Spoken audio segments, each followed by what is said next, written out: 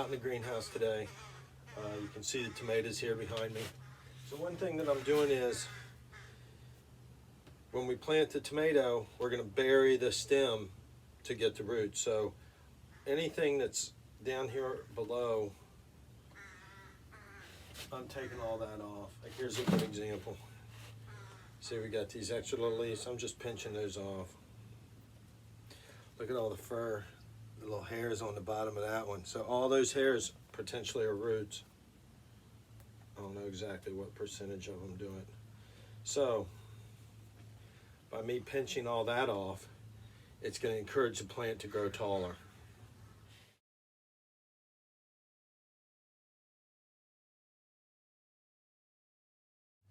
Also started some potatoes down here. Get those started. Here we have the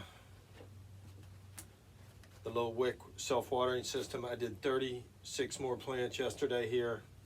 We got cucumbers, we got sunflower seeds, we got beans, we've got salad, lettuce. And I think today I'm going to do the other half. We're going to fill this tray as well.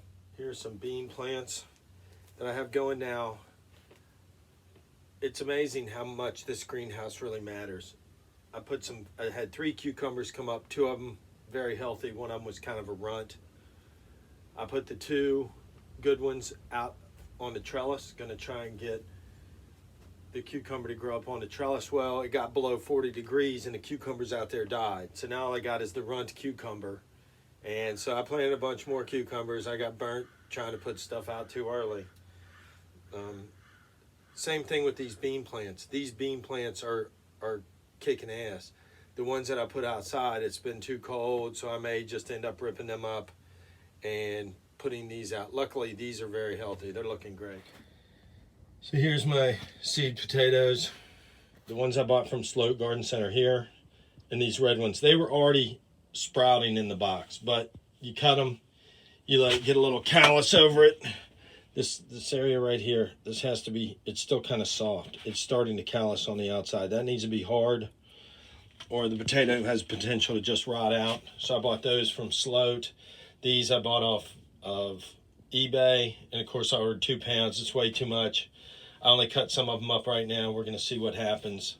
I may just plant a whole potato. I mean, I'm not going to plant all this. Up there's my solar power charger. This is solar powered lights that the neighbor had left. They're kind of shitty, and it's supposed to look like, stars up on your ceiling or something, or I don't know what they were thinking. I just wadded up in a ball, and actually the solar charger has a light on it. So between all these things, I can come out here in the night. There's my speaker. Gotta have tunes out in the greenhouse. Got a pegboard recently from Home Depot. I bought the little kit. So the kit comes with enough stuff for like 5 of these pegboards. I'm gonna get 1 more. We don't need an ass load of pegboards going on, but I will get 1 more.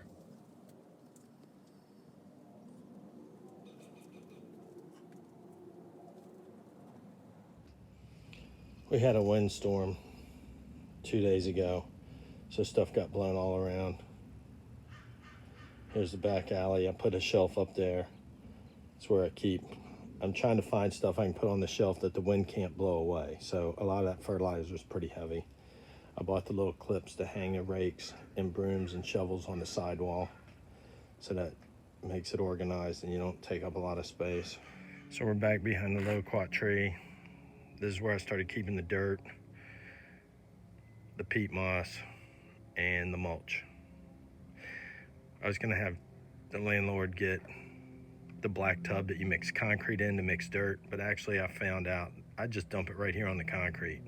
See those scratch marks? That's from me dragging the shovel across it. So this has become the dirt area, and I just throw it on the ground, mix it up, put it in the pot. It's been working great. So here on the property we have 2 raised beds.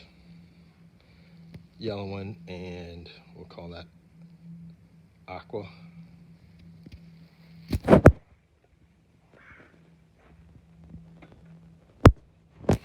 So here we have kale. We have some white onion, Walla Walla onions. Here we have peas. So I'm trying to do companion planting where I put peas all down the center because they make their own nitrogen. And they exude a lot of nitrogen. So hopefully the peas will feed all the other plants in here. Onions, that's something that the lady downstairs left. We're gonna leave it in there. We got broccoli here. Broccoli in a little 2-inch pot. I know they're too close together, but I'm just gonna let them duke it out. And whichever one seems to be doing the best, I'll rip the other one out. That one's real close to the fence too. We'll see what happens. There's more kale. There's a little runt kale. And we actually, I don't know if you can see it, we actually planted some shallots on that back side there. I still may be able to plant some more stuff in here. We'll see. We'll go down and take a look at the bloom.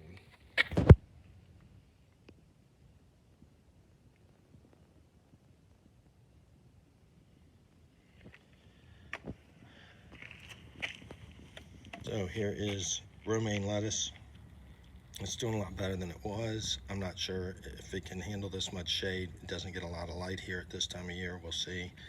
That's more plants left by the previous lady. And same thing with this. Charles loves this one. It's starting to flower. It puts off big bushy flowers. It's going to be pretty. Along this side we have arugula. Starting to take off pretty decent amount there. I mean, that's, you know, gonna be good there. On this side, I put some cilantro. That's coming in nicely. And then in the back, we have dill. Now, I've killed the dill many times, and I couldn't figure out why. I blamed it on water. I blamed it on the sun. I blamed it on water. I blamed it on the moon. I blamed it on everything I could, and I think I figured out that it just has to be in the shade area. It does not like being beat down on the sun all day long. So I moved it down here. It seems to be thriving. Okay, here's a mandarin tree. Charles, the landlord, said it produced fruit before, but it's always tasted nasty. So this year we put some mulch in there. I need to drill some holes in the bottom. I've come to find out none of these pods had holes in them. So I'm gonna try and produce them. I pulled out all the weeds. I mulched. I gave it some fertilizer. You can see like it's starting to shoot off new buds right there. And all up and down these green branches that don't have anything, it's all gonna start putting out new shoots. So that's the kumquat. Over there is Jennifer's lemon tree, which is gonna produce lemons this year. We have little lemons going on over there. They put the tree in like 3 years ago. It's been kind of neglected. Well, we're taking care of it now. The neighbor lady put this lemon tree in about 5 years ago. It is cranking out the lemons. Okay, here we got shallots. I think 4 shallots is too much per bag. But here again, we're just gonna let it go until it gets overcrowded, rip it out and replant. Here we got Walla Walla onions. Same thing here. I'm doing one in the grow bag, trying to do self-watering. Not sure if that's working out. You can see the algae. The 5-gallon bucket definitely is growing better. Okay, then we got more Walla Walla. Then we got leeks here. We got some beets. We got beans. That's gonna be carrots in the odd-shaped thing because the board was a little small. That's gonna be celery, hopefully. This is a trellis we built, and the plan is to have cucumbers growing up the middle. We got nasturtiums that I'm gonna try and have them grow up on this side. And then on the other side over there, you can see we have jasmine plant. So I want jasmine on one side, nasturtium on the other, cucumber in the middle. I'm gonna try and make the squash. I've been watching videos on how to train the squash to climb vertically. So I'm gonna try and have some squash in this raised bed here, go up and over. We'll have the cucumber go up and over. So we'll see what happens.